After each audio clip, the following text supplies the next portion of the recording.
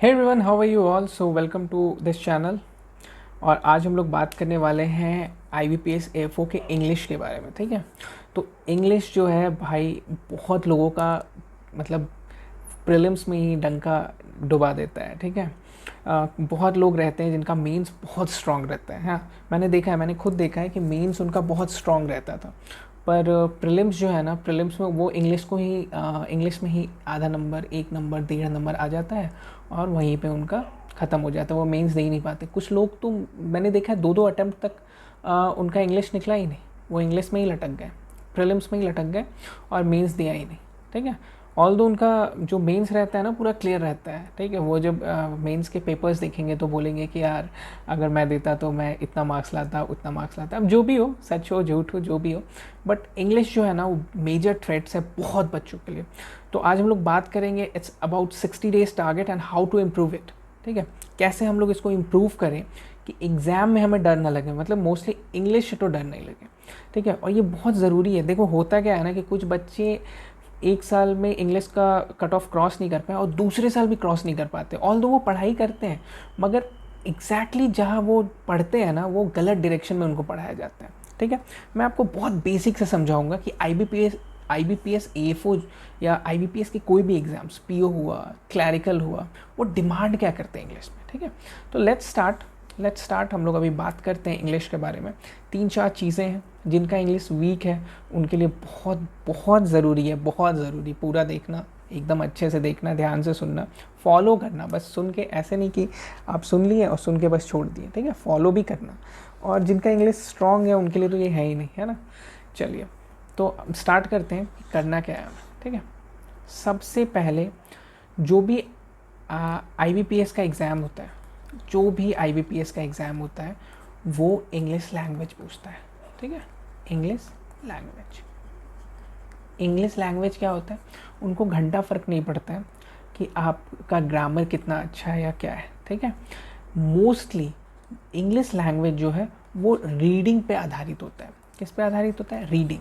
देखो अभी पूरा वर्ल्ड जो है ना, पूरा वर्ल्ड इंग्लिश पे चल रहा है। ठीक है, बहुत बच्चों का इंग्लिश जिसका स्ट्रांग रहता है ना वो PO ऐसे ही निकाल लेते हैं। ठीक है, तो होता क्या है ना कि इंग्लिश स्ट्रांग रहना बहुत ज़रूरी है। ऐसा नहीं कि आपको बस AFO निकालने के लिए इंग्लिश ज़रूरी है। जब आप बैंकिंग सेक्टर में जाओगे, जब आप घुसोगे, आपको एक लेटर लिखना होगा, हालत ख़राब हो जाएगा आपका। ठीक है, तो इंग्लिश जो है ना स्ट्रांग करना आपको बहुत ज़्यादा ज़रूरी है। अगर कोई सोच रहे हैं कि 2-4 नंबर ले आएंगे, किसी तरह निकाल लेंगे, AFO बन जाएंगे, ऐसा नहीं है। AFO तक ही आपका इंग्लिश सीमित नहीं है।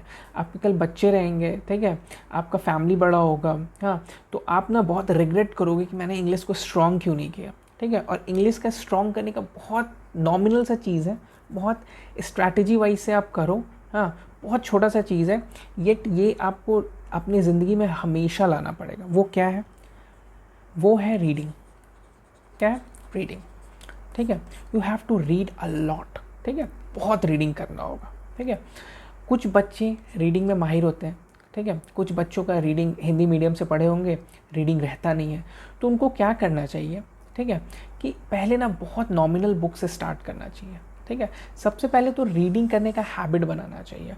रीडिंग हैबिट बहुत टफ चीज़ है। ठीक है, आप तुरंत बोर हो जाओगे जब तक आपको ये दिल में नहीं लगेगा कि इट्स वेरी इंपॉर्टेंट, तब तक आप रीड नहीं कर पाओगे। ठीक है, अब रीडिंग में बोलूँगा, द हिंदू उठा लोगे। हाँ, अब द हिंदू पढ़ोगे, 2-4 दिन में आपका मूड ऑफ हो जाएगा और आप पढ़ना बंद कर दोगे। टाइम्स ऑफ इंडिया उठा लोगे, मूड ऑफ हो जाएगा। ठीक है, आप अपने आप को पहले देखें, पहले परखें। सबसे पहले प्रिपरेशन करने का सबसे ज़रूरी चीज़ यही है कि सेल्फ रियलाइजेशन होना चाहिए कि कहाँ हम स्टैंड कर रहे हैं, वे हम स्टैंडिंग। ठीक है, तो अगर आपको पता है कि आपका इंग्लिश बहुत अच्छा नहीं है तो बहुत छोटे छोटे स्टोरी बुक से स्टार्ट कीजिए। क्लास 7 के, क्लास 8 के, क्लास 9 के बहुत छोटे छोटे स्टोरी। 7-8 का आप ऐसा मत समझिए कि बहुत बहुत सस्ता, बहुत हल्का इंग्लिश आता है, बहुत अच्छे क्वालिटी का इंग्लिश रहता है। ठीक है, 7, 8, 9, 10 के इंग्लिश बुक्स, नॉर्मल जो नॉवेल्स, छोटे छोटे पतले पतले नॉवेल्स।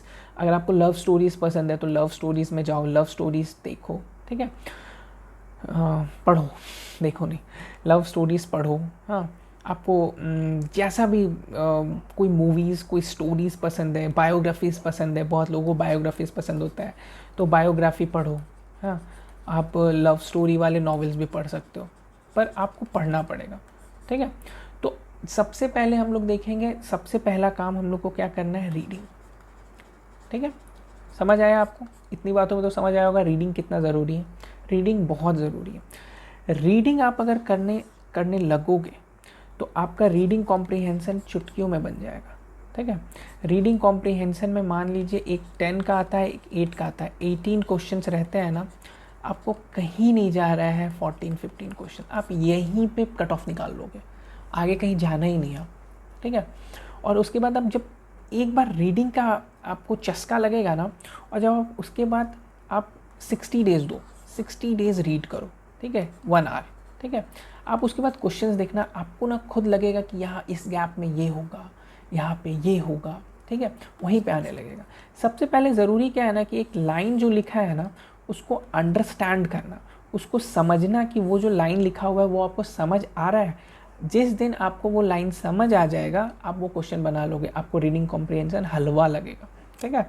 तो हम लोग सबसे पहले काम क्या करेंगे, क्योंकि अभी तो हमने कुछ नहीं स्टार्ट किया, हाँ, ऐसा नहीं कि वो कैप पढ़ रहे हैं वो कैप से स्ट्रॉन्ग है, कुछ से स्ट्रॉन्ग नहीं होगा, ठीक है। तो सबसे पहले हम लोग क्या काम करेंगे, वेट,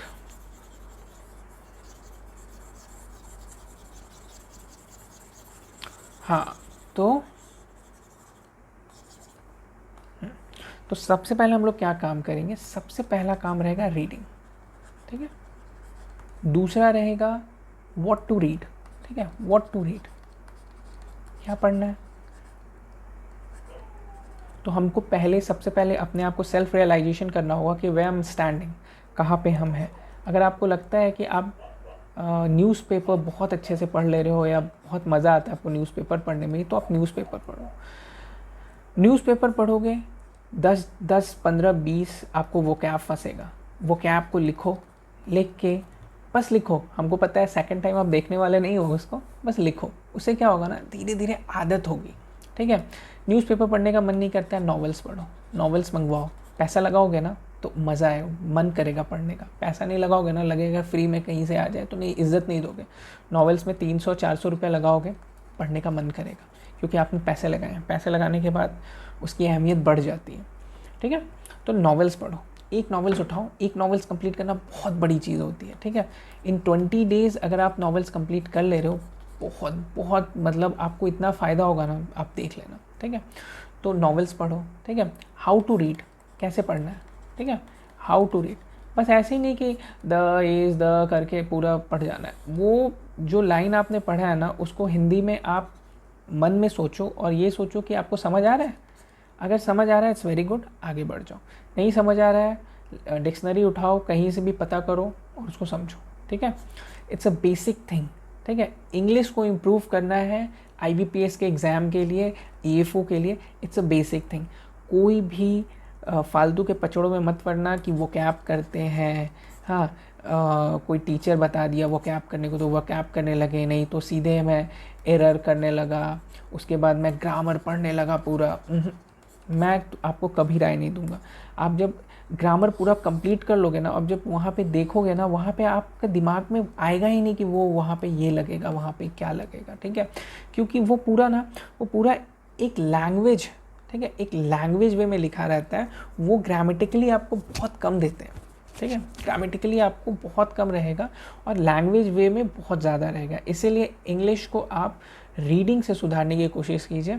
और यही मैं आपको कहना चाहता हूँ कि मेरे साथ स्टार्ट कीजिए 60 डेज़ चैलेंज, ठीक है, 60 डेज़ चैलेंज। कल से 60 डेज़ रोज़ 1 घंटे, जब भी आपको सही लगे आप स्टार्ट कीजिए।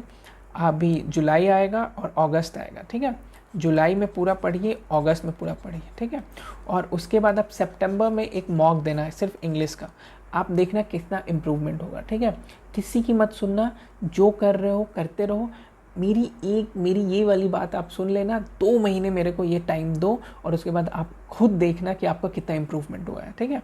तो ये वीडियो मेरे लिए ये वीडियो मैंने इसीलिए बनाया था कि जिसका इंग्लिश वीक है उसको मैं बता दूं कि भैया आपको करना क्या। बहुत लोगों को बहुत इशू रहता है, एक एक साल कोचिंग्स करते हैं और उसके बाद भी वही जगह पे रहते हैं, ऑल बिकॉज कि कोचिंग्स वाले ये बताते ही नहीं कि यू हैव टू रीड।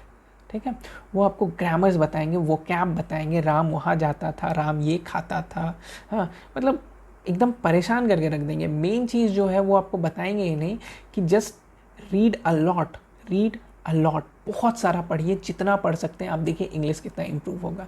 और ये इंग्लिश ना बस एग्जाम के लिए इंप्रूव नहीं होगा, आपका आपका डेली लाइफ में भी आपको बहुत इंप्रूवमेंट मिलेगा। तो चलिए लेट्स स्टार्ट 60 डेज चैलेंज, है ना।